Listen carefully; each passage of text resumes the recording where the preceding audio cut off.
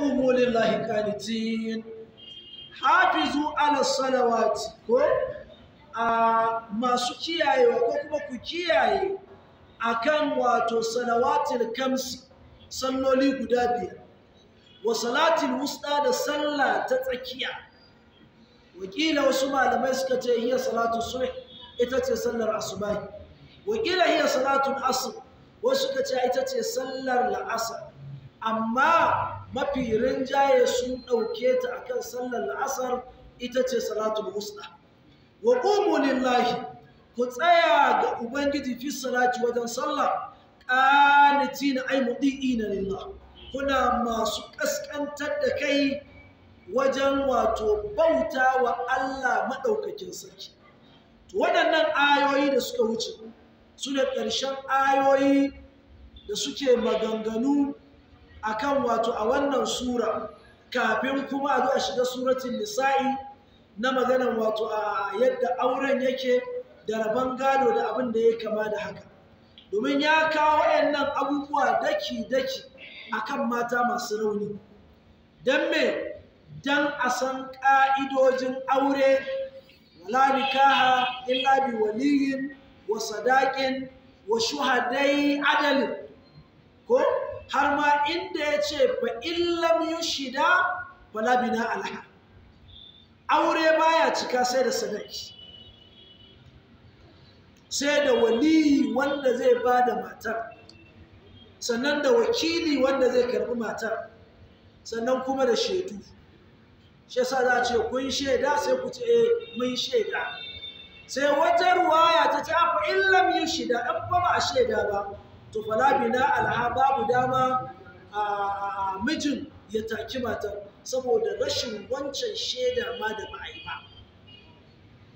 To kuma dole a lura da gaba na abin da ya shafi duk ƙa'idoji ɗin da ya kawo akan mata, musamman rauni da mata suke da shi, haƙuri da su, lura da karatunsu na addini da kuma karatunsu na zamani, kuma musamman a yau saboda halin rayuwa.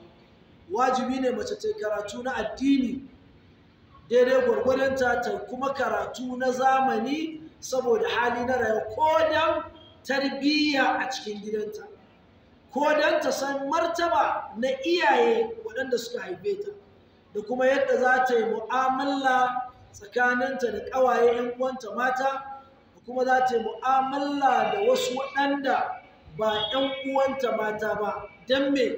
Don kar ya zamanto an cuce ta ko kuma an cutar da zuri'arta. Domin shi Ubangiji Madaukakin Sarki kowane abu yakan kawo shi ne daki daki daki daki. Shi yasa yake magana ya ce li'ulil albabi, liqaumin ya'qiluna, masu hankali, masu lura, wanda suke tunani da abin da ya kama da haka. To sai Allah Madaukakin Sarki ya ce ita wannan sallah da aka yi magana, aka ce masu kiyayewa a kanta, ita kuma wato sallah ce da take muhimmiya. Wani hadisi ya ce man fatahu salatul asari baka annama fatahu ahlu aw fatar ahlu aw wutir ahlu ala alaqwali. Duk wanda sallar la'asar ta wuce shi, wato kaman yayi asara ne na dukiya da ahlinsa gabaki daya, saboda muhimmanci na salatul wusta. Wasu kuma suka ce abinda yasa aka ce salatu subhi saboda sallah ce da ake bacci, shine za a ce as-salatu khairun minan nawmi. A ƙarshen kiran sallah mutum yana bacci mai daɗi, gashi kusan da daddare ne, gari bai waye ba, zai tashi ya je ya yi sallah. Wani lokaci ana sanyi, haka za a tashi, gashi nan dai da abubuwan da suka yi kama da haka. Don haka sai Ubangiji ce hafizu ala salawati was salatil wusta, masu kiyayewa akan salloli biyar dukkansu. Kiyaye sallah shine a san farillan sallah, a san sunnoninta, a san mustahabanta, a san ƙa'ida ƙabli da ba'adi, a san in an ƙara an rage a sallah me ya kamata a yi.